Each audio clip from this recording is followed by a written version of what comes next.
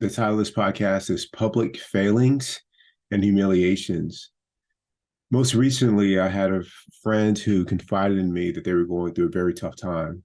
It was an experience that was incredibly challenging for them. And I was able to meet them where they were with compassion and both empathy. A lot of that was born out of two things, one of which was my practice of just trying to be there for another person to really have that strong human to human connection. The other thing it was past experiences that I had where there was a public failing on my part and the humiliation or experiencing humiliation on a mental and psychological level. And I remember it vividly. What's different about this is that I'm able to reflect on that period of time without projecting my own experience on to what my friend is going through right now. And the first time it happened, it was incredible suffering. I mean, prolonged suffering for years that happened, that occurred, that took me into a deep depression. It was one of those things that happened where everyone knew about it, and there were people that were passing judgment. And I had so much shame around it.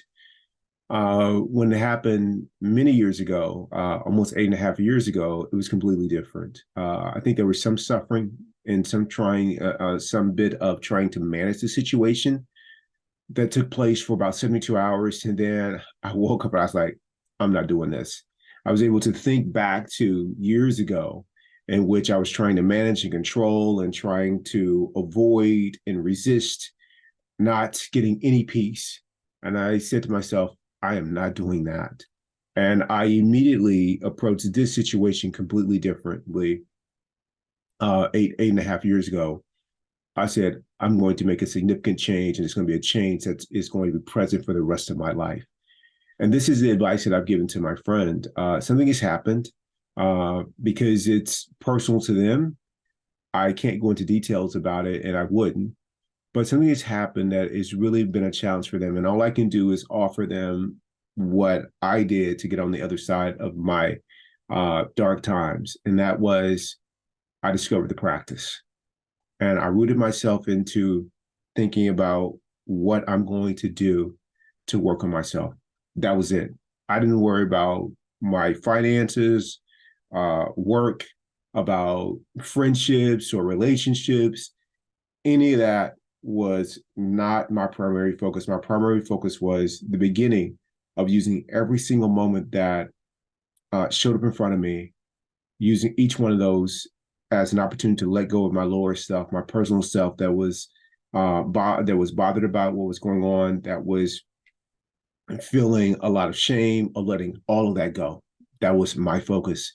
And I told my friend to do this, and as I observed them, and I say observe, not judge, but observe what they're doing. They're trying to make sense of it. They're trying to, uh, you know, think about what other people are doing and how some people are inserting themselves in it. He is trying hard not to react to the way that people are reacting to him or the information that they have learned or information can be subjective. But he's just watching all of that. And I said, listen, the advice that I gave my friends was don't talk to me about this situation at all. This is a humble request. I need to stay focused on the main thing, which is working on me. Additionally, I didn't go looking for any information about the situation in which I was experiencing that moment. I stayed again, the main thing is the main thing, working on me. And I am so grateful that I did that, because when I started working on that practice, it started to usher in peace in my life. It started to create space for that. And the more and more I committed myself to the practice, the more and more I experienced more peace. And once I got a bit of that, there was no turning back. I said, I'm going to dedicate my life to working on myself. So I have more peace, more compassion, more gratitude. I'm able to practice acceptance as my first act whenever something shows up that I would rather not, or my mind would rather not be experiencing. That was going to be my first act, was acceptance. And that became a game changer for me. And I'm hoping my friend will do the same. You know, at this point, it's hard to tell what he will do because um because he's at the beginning stages of this thing where there's so much uncertainty. And the uncertainty seems like it's an obstacle, but it's actually the way. It's the way forward. Can't go around it. You can't repress it. You just have to experience it and go through it.